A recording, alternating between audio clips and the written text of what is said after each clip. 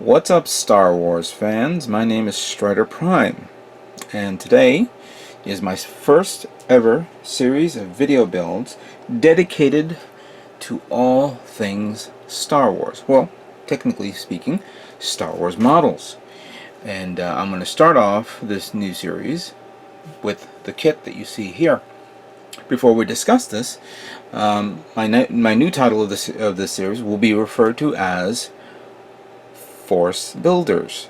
So I won't say what's up, Star Wars modelers. This is Strider Prime. We'll bring another edition of Force Builders.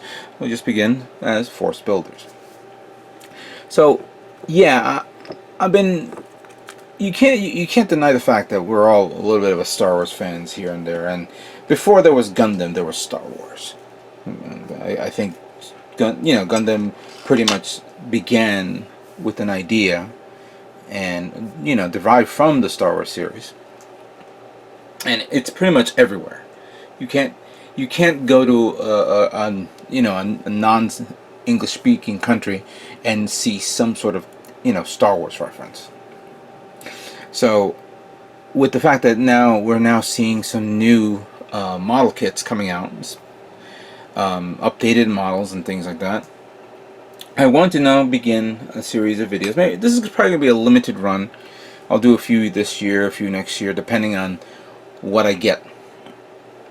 I mean, right now, as you can see, this is a Revell kit.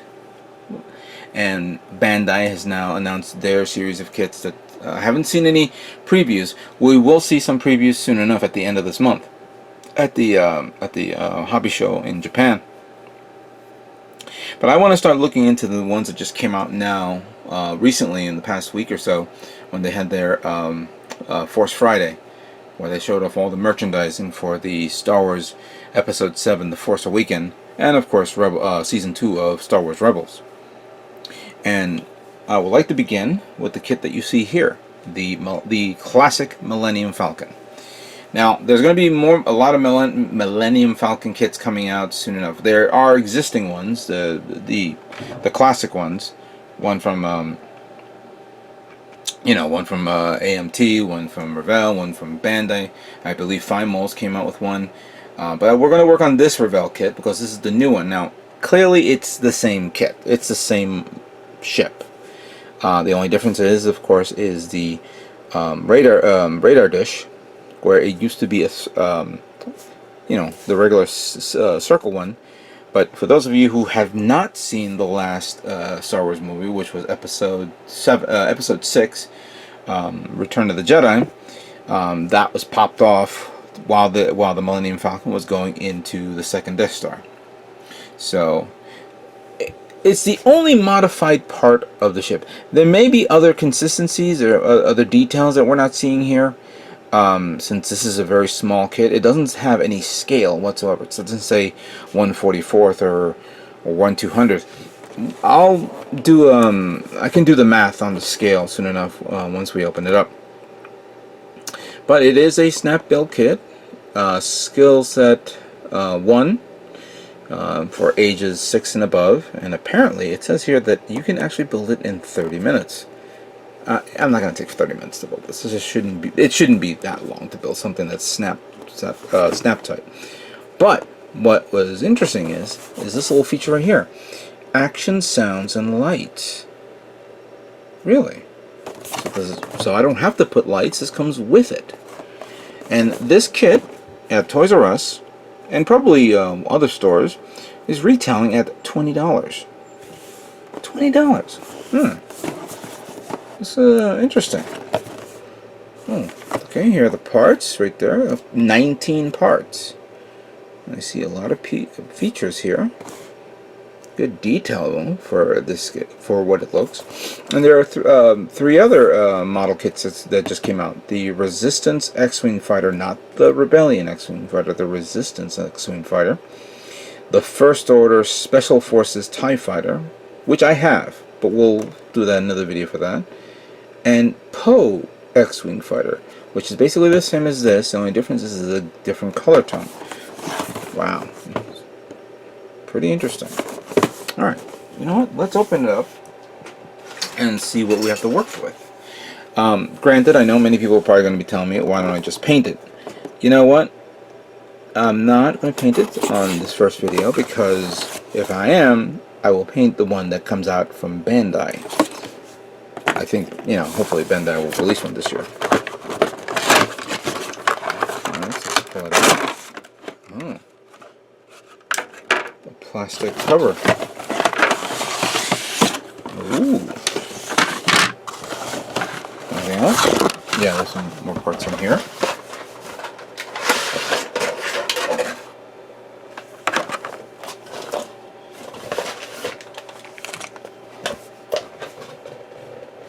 I should have timed this, but didn't expect this. Let me just adjust the camera a bit so we can all see this.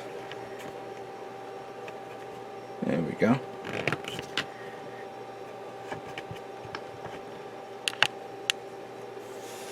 So I see some sort of device here which has some screws, and there's a button here, and I see something you remove. We'll walk this through. Ooh, I see a clear blue part here, clearly for the engines.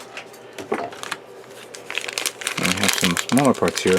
So this kit does not come in a frame. It doesn't come with like you know, like a standard model tree where you can snip it off.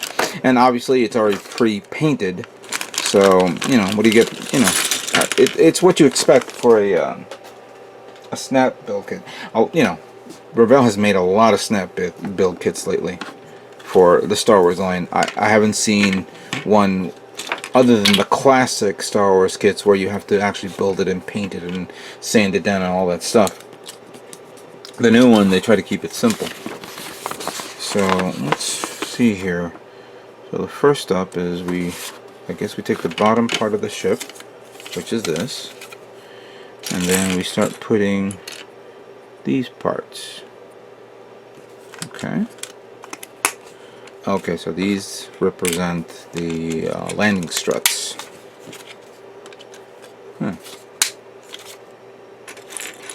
Simple.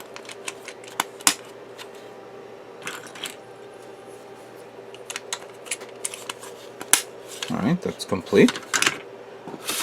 Next page. Let's see, that little part here. Looks like that. Oh, okay. Then we take this part, put that. Alright, so these two parts go here. And it goes like so. And oh, nice. Good effect. Turns, pivots. Clearly you can't turn the turret, but I mean you can't pop out the gun to point in a different direction, but still not bad. Alright, so we flip it around.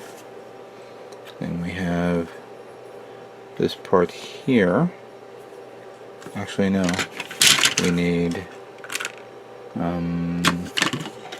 no, we had the right place. Okay. Oh, I see.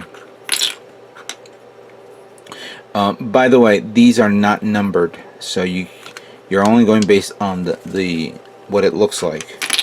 So yeah, these two go like that over here, like so. And we have the canopy goes here.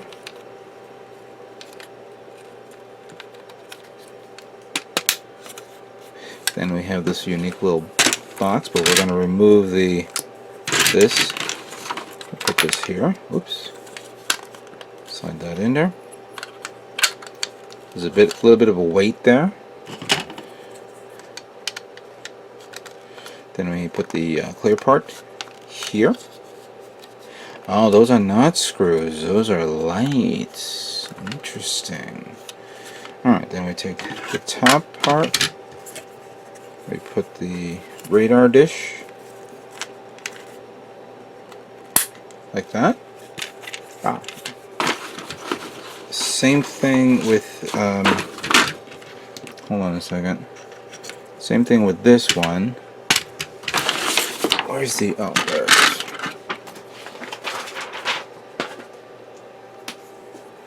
I want to take the put the manual away.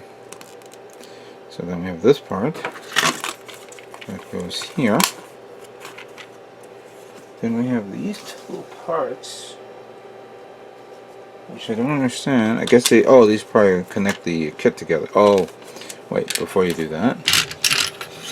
Alright. Now you put these two together like so.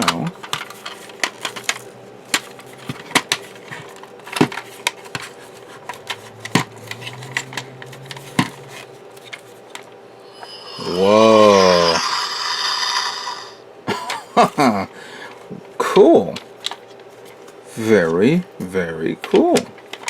Let's put these two together. And that's pretty much it. The Millennium Falcon Snaptite kit from Revell from the Force Awakens movie is now complete. Wow, that is pretty simple. Hold on, let's close this up pretty well. There we go. Obviously, the radar dish turns. The turrets turn. Then I guess you have to pull this out like so. And then